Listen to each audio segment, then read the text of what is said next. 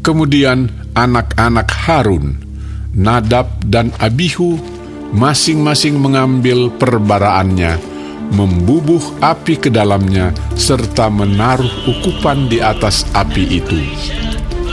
Dengan demikian, mereka mempersembahkan ke hadapan Tuhan api yang asing yang tidak diperintahkannya kepada mereka.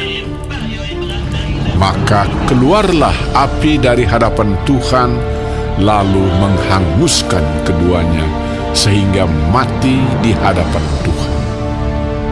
Berkatalah Musa kepada Harun, "Inilah yang difirmankan Tuhan. Kepada orang yang karib kepadaku, kunyatakan kekudusanku. Dan di muka seluruh bangsa itu, akan kuperlihatkan kemuliaanku." Dan Harun berdiam diri.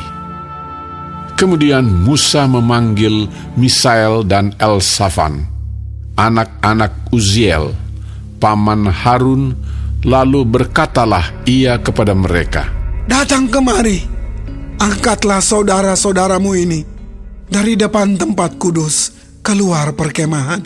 Mereka datang dan mengangkat mayat keduanya, masih berpakaian kemeja, keluar perkemahan seperti yang dikatakan Musa.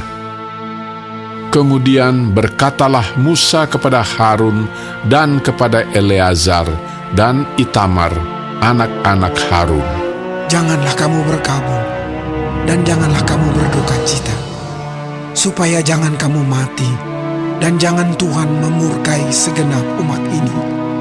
Tetapi saudara-saudaramu, yaitu seluruh bangsa Israel, merekalah yang harus menangis karena api yang dinyalakan Tuhan itu.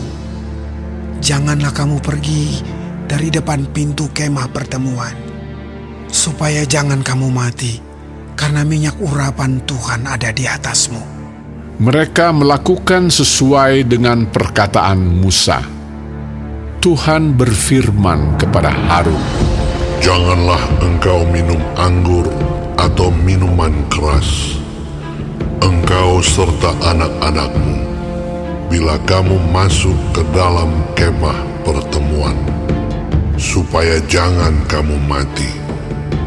Itulah suatu ketetapan untuk selamanya bagi kamu turun-temurun. Haruslah kamu dapat membedakan antara yang kudus dengan yang tidak kudus, antara yang najis dengan yang tidak najis. Dan haruslah kamu dapat mengajarkan kepada orang Israel segala ketetapan yang telah difirmankan Tuhan kepada mereka dengan perantaraan Musa." Kemudian berkatalah Musa kepada Harun dan kepada Eleazar dan Itamar, anak-anak Harun yang tinggal itu, "Ambillah korban sajian yang tinggal dari segala korban api-apian Tuhan, dan makanlah itu sebagai roti yang tidak beragi di samping mezbah, karena itulah bagian maha kudus. Haruslah kamu memakannya di suatu tempat yang kudus, karena itulah ketetapan bagimu dan anak-anakmu dari segala korban api-apian Tuhan. Sebab demikianlah diperintahkan kepadaku. Dada persembahan unjukan dan paha persembahan khusus itu haruslah kamu makan di suatu tempat yang tahir. Engkau ini serta anak-anakmu laki-laki dan perempuan, karena semuanya diberikan sebagai ketetapan bagimu dan anak-anakmu dari segala korban keselamatan orang Israel. Paha persembahan khusus dan dada persembahan unjukan itu haruslah dibawa mereka ke tempat segala korban api-apian yang dari lemak itu, supaya dipersembahkan sebagai persembahan unjukan di hadapan Tuhan.